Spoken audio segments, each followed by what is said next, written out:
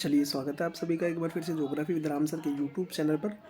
और आज हम देखने जा रहे हैं BA part final year Indian geography के प्रश्न पत्र को। संभावित प्रश्न पत्र सत्र 2025 के लिए मैंने ये बनाया है और उम्मीद करता हूँ काफ़ी सारे प्रश्न इसमें से आपको परीक्षा के प्रश्न पत्र में देखने को मिलेंगे।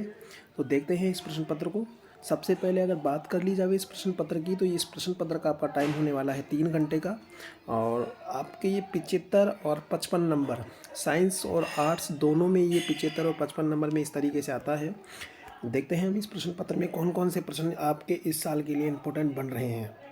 देखिएगा, यदि आप इंडियन ज्योग्राफी का प्रश्न पत्र देने जा रहे हैं तो आपको मैप भारत का अवश्य रूप से पता होना चाहिए। मैप आपको आएगा ही आएगा, आपको भरना है निश्चित रूप से, मैप आपको करना है परीक्षा में।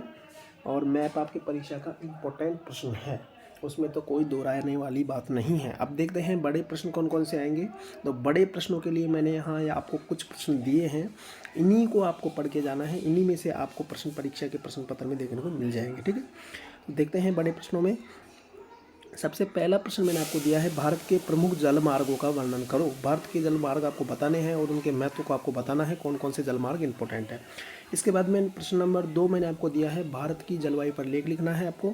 और अल नीनो में क्या प्रभाव होता है, ला नीनो में क्या होता है, उसको आपको स्पष्ट करना है। इसके बाद में हम चलते हैं प्रश्न नंबर 3, भारत की प्राकृतिक वनस्पति पर एक लेख लिखिए। भारत की प्राकृतिक वनस्पति के साथ साथ आपको मृदा भी पढ़नी है, क्योंकि मृदा, प्राकृतिक वनस्पति, जहाँ मृदा विकसित होगी वहीं वनस्पति विकसित होगी। मृदा यदि उपजाऊ होगी तभी तो वनस्पति विकसित होगी।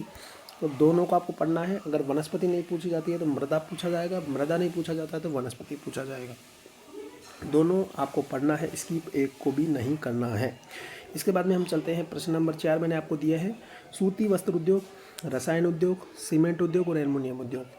इनमें से आपको किसी एक उद्योग का विस्तृत वर्णन करना है। आप तीनों ही चारों उद्योगों को पढ़ के जाइएगा, एक आपको निश्चित रूप से परीक्षा में देखने को मिलेगा। इसके बाद में प्रश्न नंबर 5 मैंने आपको दिया है यहाँ, जनसंख्या वृद्धि से आप क्या समझते हैं, पॉपुलेशन ग्रोथ से आप क्या समझते हैं, और भारत में जनसंख्या वृद्धि के वितरण के सकारात्मक पॉजिटिव पक्ष और नेगेटिव इम्पैक्ट क्या है, और इसका समस्या का समाधान क्या है और समस्या क्या है, इन सभी का वर्णन आपको detail by detail point to point करके आना है। ठीक है, इसके बाद में अगला प्रश्न नंबर 6 मैंने आपको दिया है, भारत में कोयला और लोहा दोनों अयस्क के उत्पादन पर आपको लेख लिखना है।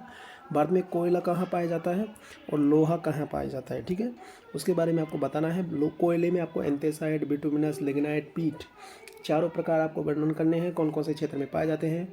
और लोहा अयस्क कहाँ कहाँ पाया जाता है, जिसमें आपको हेमेटाइट, लिमोनाइट, सीडेराइट, ये सभी आपको वर्णन करने हैं। आप देख करके जाइएगा, इम्पोर्टेंट है। भारत के भौगोलिक प्रदेशों का विभाजन करते हुए किसी एक प्रदेश का विस्तार पूर्वक वर्णन आपको करना है।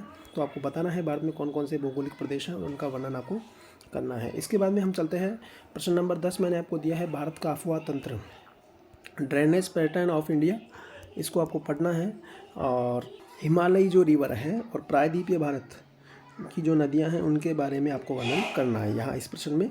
इसके बाद में प्रश्न नंबर 11 मैंने आपको दिया है, भारत के औद्योगिक प्रदेशों का वर्णन आपको करना है। इंडस्ट्रियल कौन कौन से प्रदेश हैं उनका वर्णन आपको करना है। और इसके बाद में मैंने कुछ प्रश्न आपको यहाँ पॉइंट टाइप में दिए हैं, पॉइंट रूप में मैंने आपको दिए हैं जो कि बच रहे थे, जिसमें भारत के कृषि जलवायु प्रदेश आपको पढ़ने हैं, प्रादेशिक असमानता आपको पढ़नी है, दक्षिणी पूर्वी एशिया में भारत की क्या स्थिति है वो आपको पढ़ना है, और मैप आपको पढ़ना है। इस तरीके से ये है आपका प्रश्न पत्र, और उम्मीद करता हूँ आपको समझ आया होगा। और यदि आपको समझ आया है तो वीडियो को लाइक करें, और जब तक के लिए मुझे दीजिए इजाज़त। और अगले वीडियो में हम फिर से एक नए प्रश्न पत्र को लेकर के चर्चा करेंगे। जब तक के लिए धन्यवाद।